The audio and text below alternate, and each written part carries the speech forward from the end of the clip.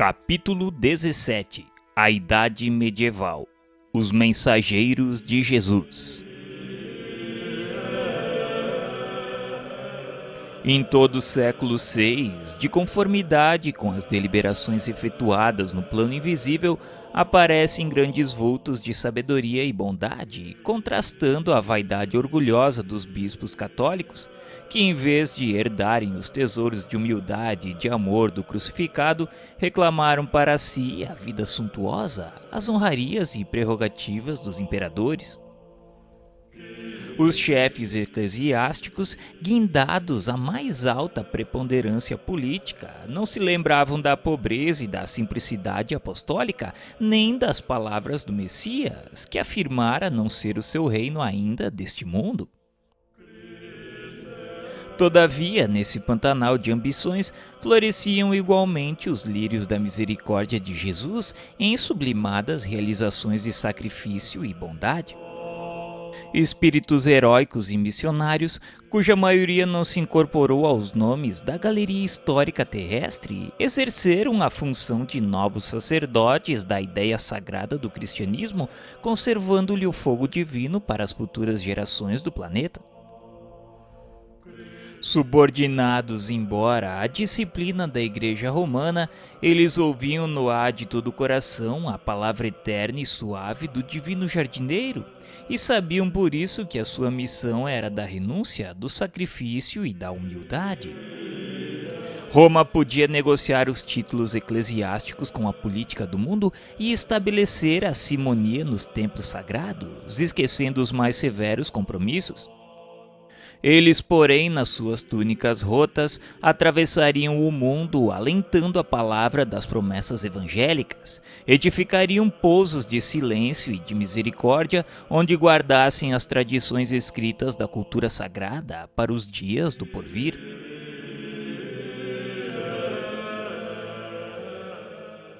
Desses exércitos de abnegados que se organizaram com Jesus e por Jesus no seio da Igreja, somos levados a destacar os missionários beneditinos, cujo esforço amoroso e paciente conduziu o grande número de coletividades dos povos considerados bárbaros, principalmente os germanos, para o seio generoso das ideias do cristianismo.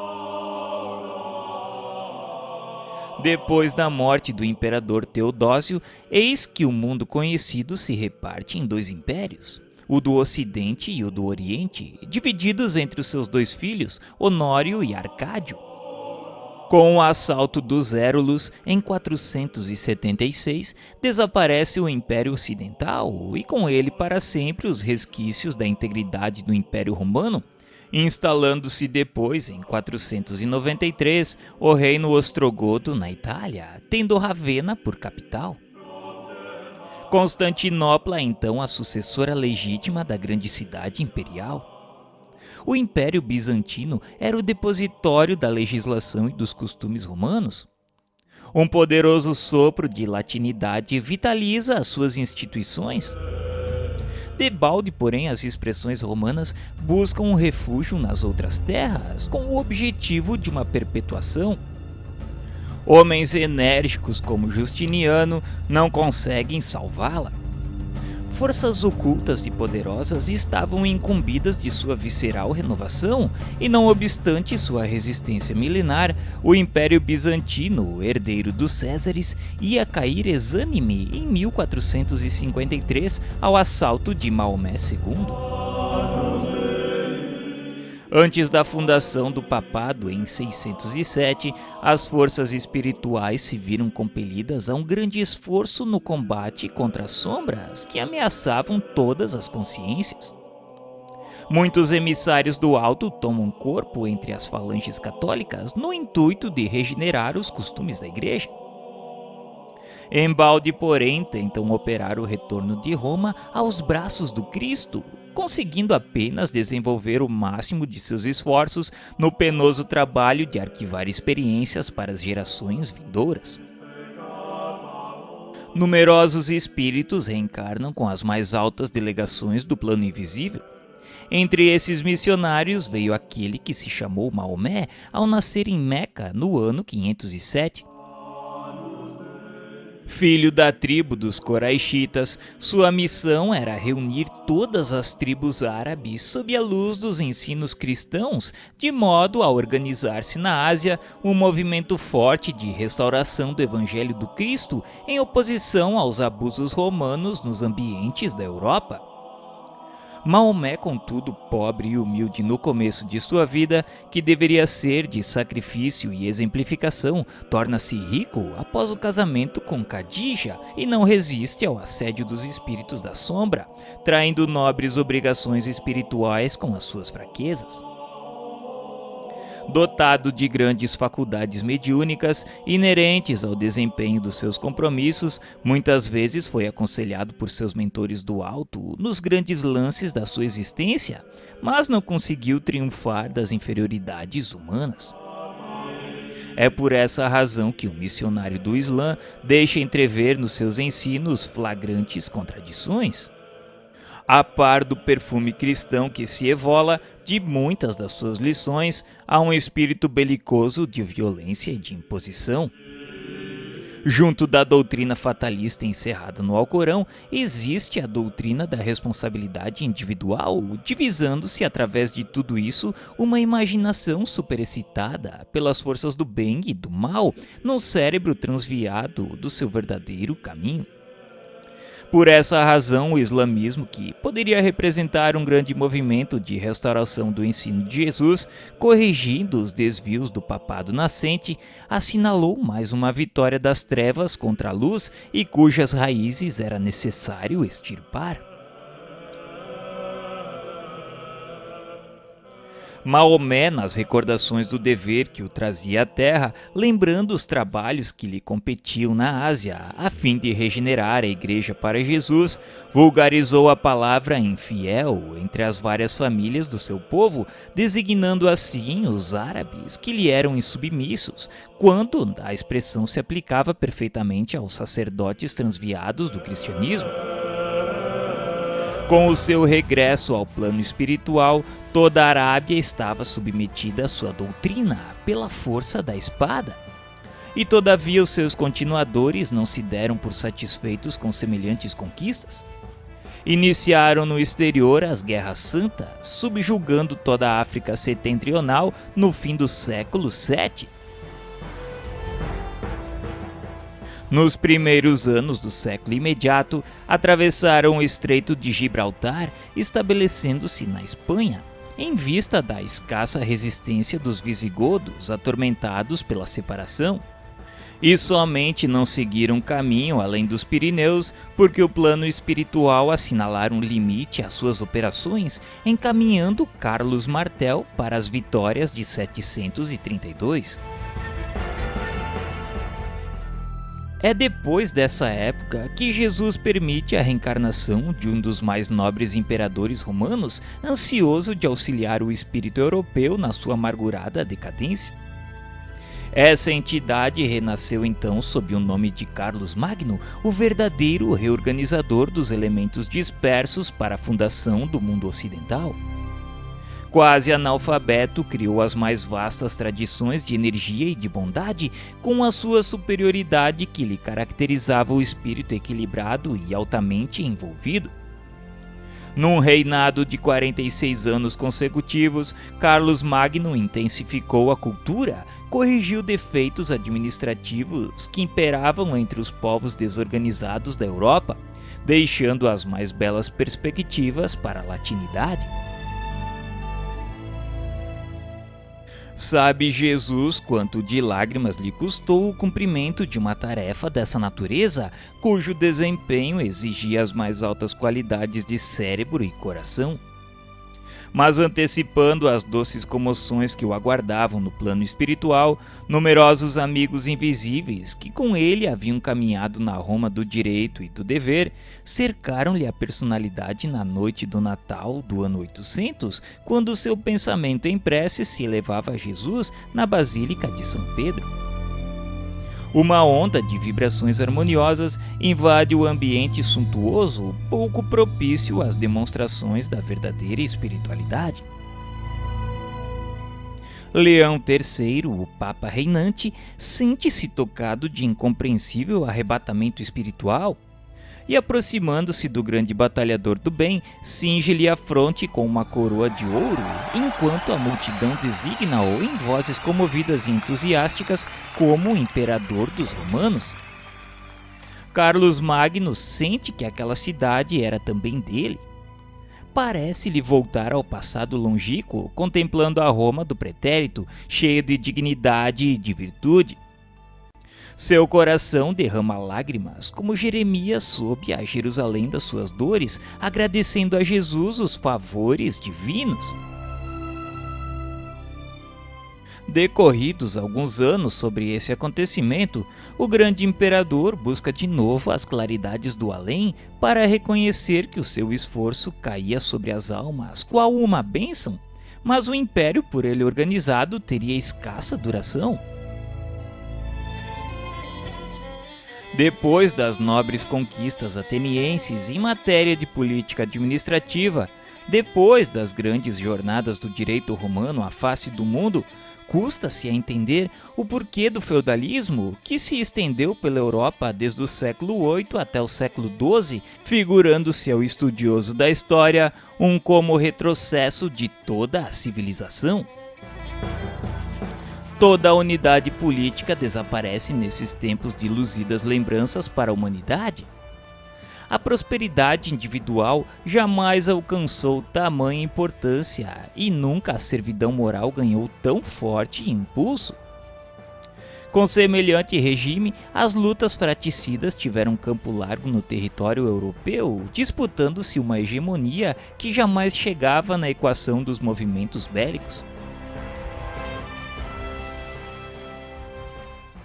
Somente as poucas qualidades cristãs da Igreja Católica conseguiram atenuar o caráter nefasto dessa situação, instituindo-se as chamadas tréguas de Deus, obrigando os guerreiros ao repouso em determinados dias da semana, com o objetivo de comemorar as passagens da vida de Jesus Cristo, e defendendo-se a paz com a periódica cessação das hostilidades. Esse regime, o feudalismo, todavia é facilmente explicável. A missão de Carlos Magno houvera sido organizada pelo plano invisível como uma das mais vastas tentativas de reorganização do Império do Ocidente, mas observando-se a inutilidade do tentame em virtude do endurecimento da maioria dos corações, as autoridades espirituais, sob a égide do Cristo, renovaram os processos educativos do mundo europeu, então no início da civilização atual, chamando todos os homens para a vida do campo, a fim de aprenderem melhor no trato da terra e no contato da natureza. Só o feudalismo podia realizar essa obra, e as suas normas, embora grosseiras, foram aproveitadas na escola penosa das aquisições espirituais, onde a reflexão e a sensibilidade iam surgir para a construção do edifício milenar da civilização do Ocidente.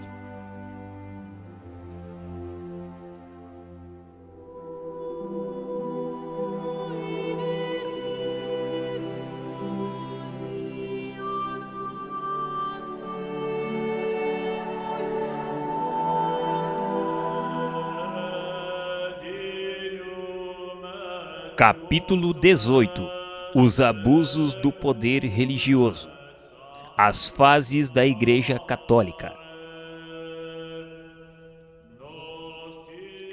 Apesar dos numerosos desvios da Igreja Romana, que esquecera os princípios cristãos tão logo que chamada aos gabinetes da política do mundo, nunca o catolicismo foi de todo abandonado pelas potências do bem no mundo espiritual. Advertências inúmeras lhe foram enviadas em todos os tempos da sua vida histórica pela misericórdia do Cristo, conduído pela impiedade de quantos, sob o seu nome, manchavam o altar dos templos. Enquanto esteve subordinada aos imperadores de Constantinopla, a instituição católica trabalhou para libertar-se de semelhante tutela, procurando a mais ampla independência espiritual. somente conseguida depois do Papa Estevão II em 756, com a organização do chamado Patrimônio de São Pedro. A esse tempo, os vários soberanos da época dispunham da Igreja de acordo com seus caprichos pessoais, conferindo dignidades eclesiásticas às consciências mais apodrecidas. A sede do catolicismo se transformara em vasto mercado de títulos nobiliárquicos de toda a espécie. Até depois do século X, semelhante situação de descalabro moral marchava para frente num crescendo espantoso. Os apóstolos do Divino Mestre, nas claridades do infinito, deploram semelhantes espetáculos de indigência espiritual e promovem a reencarnação de numerosos auxiliares da tarefa remissora nas hostes da regra de São Bento. Estes missionários da verdade e do bem operam a restauração do mosteiro de Cluny, de onde sairiam pensamentos novos e energias regeneradoras. Foi nesse movimento de restauração que Hildebrando, conhecido como Gregório VII, ouvindo as inspirações que lhe desciam ao coração do plano invisível, preparou-se para a missão que o esperava no Vaticano. Sua figura é das mais importantes do século XI, pela fé e pela sinceridade que lhe caracterizam as atitudes. Eleito Papa após a desencarnação de Alexandre II, reconheceu que as primeiras providências que lhe competiam eram as do combate ao simonismo no seio da instituição católica e as do restabelecimento da autoridade da Igreja, que ele desejou sinceramente reconduzir ao seio do cristianismo, embora as lutas sustentadas contra Henrique IV façam parecer o contrário. Convocando um concílio em Roma no ano de 1074, procurou reprimir a enormidade de tantos abusos referente ao mercado dos sacramentos e às honras eclesiásticas. Filipe I e Henrique IV prometem amparo e auxílio às decisões do pontífice, no sentido de regenerar a organização da Igreja. Henrique IV, porém, prestigiado pelos bispos culpados de simonia, fugiu ao cumprimento da promessa e, depois de exortado por Gregório VII, tenta depô-lo, reunido em Worms um sínodo de sacerdotes transviados. O Papa excomunga o príncipe rebelado, ocorrendo então os célebres acontecimentos de Canossa. E a luta ainda não havia terminado quando Gregório VII se desprende do mundo em 1085, deixando, porém, o caminho preparado para a Concordata de Worms, que se realizaria em 1122 com Henrique V, com a independência da Igreja e a regeneração aproximada de sua disciplina. Instalada nas suas imensas riquezas e dispondo de todo o poder e autoridade, a Igreja poucas vezes compreendeu a tarefa de amor que competia à sua missão educativa. Habituada a mandar sem restrições, muitas vezes recebeu as advertências de Jesus à conta de heresias condenáveis que era preciso combater e profligar. As exortações do alto não se faziam sentir tão somente no seio das ordens religiosas, onde penitentes humildes proporcionavam aos seus orgulhosos superiores eclesiásticos as mais santas lições de piedade cristã. Também na sociedade civil, as sementes de luz deixavam entrever os mais esperançosos rebentos de compreensão e de sabedoria acerca do Evangelho e dos exemplos do Cristo.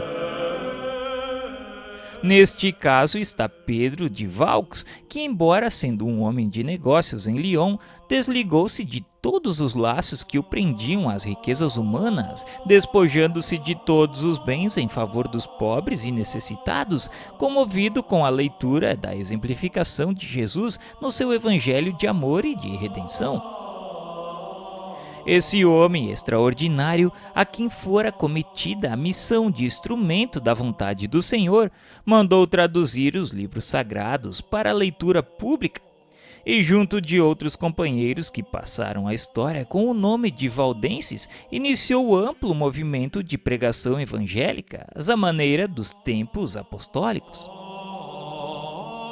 Os pobres de Lyon foram excomungados primeiramente pelo arcebispo da cidade e mais tarde, em 1185, pelo pontífice do Vaticano.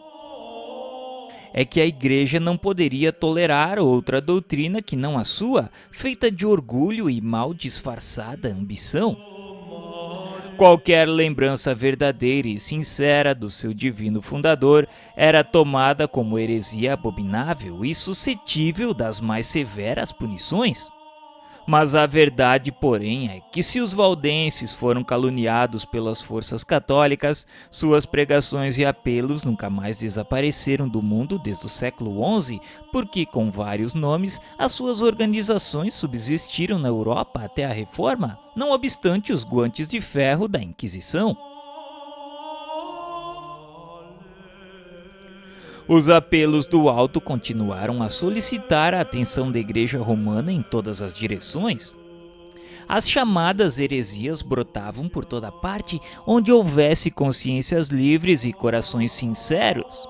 Mas as autoridades do catolicismo nunca se mostraram dispostas a receber semelhantes exortações. Havia terminado em 1229 a guerra contra os hereges, cujos embates atravessaram o espaço de 20 anos, quando alguns chefes da igreja consideraram a oportunidade da fundação do Tribunal da Penitência, cujos projetos já muito preocupavam o pensamento do Vaticano. Com isso, mascarar-se-ia o cometimento com o pretexto da necessidade de unificação religiosa. Mas a realidade é que a instituição desejava dilatar o seu vasto domínio sobre as consciências. Todavia, se a Inquisição preocupou longamente as autoridades da Igreja antes da sua fundação, o negro projeto preocupava igualmente o espaço onde se aprestaram providências e medidas de renovação educativa.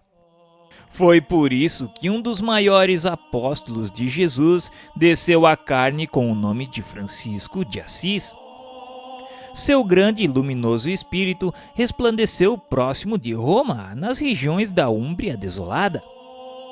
Sua atividade reformista verificou-se sem os atritos próprios da palavra, porque o seu sacerdócio foi o exemplo na pobreza e na mais absoluta humildade.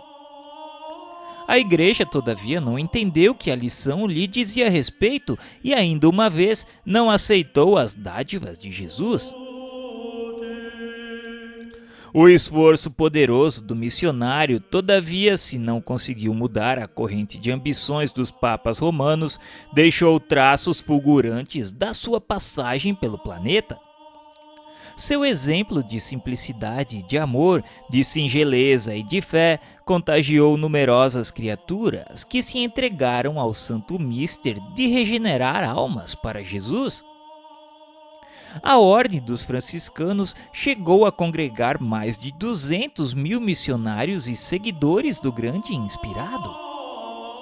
Eles repeliam qualquer auxílio pecuniário para aceitar tão somente os alimentos mais pobres e mais grosseiros, e o característico que mais o destacava das outras comunidades religiosas era o seu alheamento dos mosteiros. Em vez de repousarem à sombra dos claustros, na tranquilidade e na meditação, esses espíritos abnegados reconheciam que a melhor oração para Deus é a do trabalho construtivo no aperfeiçoamento do mundo e dos corações. Muito pouco valeram as lições do bem diante do mal triunfante, porque em 1231 o Tribunal da Inquisição estava consolidado com Gregório IX. Esse instituto, ironicamente, nesse tempo não condenava os supostos culpados diretamente à morte, pena benéfica e consoladora em face dos martírios infligidos aos que lhe caíssem nos calabouços, mas podia aplicar todos os suplícios imagináveis.